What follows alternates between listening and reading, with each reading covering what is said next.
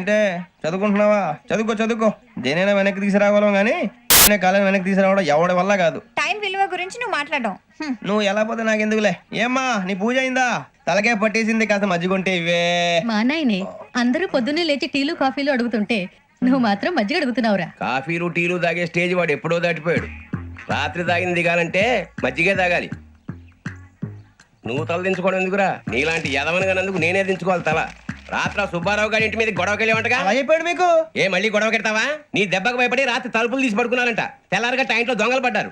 ఇంట్లో ఉందిలేండి, పట్టుకుపోవడానికి అక్కడ కూతురు తప్ప. ఎన్నాళ్ళు ఇలా బేవర్సగా తిరుగుతావురా? ఇన్నాళ్ళని ఏం ఫిక్స్ అవ్వలేదండి. చిచి నాన్న అమ్మా, కంబైన్ స్టైల్స్ కి ఫ్రెండ్స్ ఇంటికి పిలుద్దాం అంటే వీడికి భయపడి ఎవరు రావడం లేదు. నేనేం చేశానే? వాళ్ళ వంక అదోలా చూస్తున్నావంట.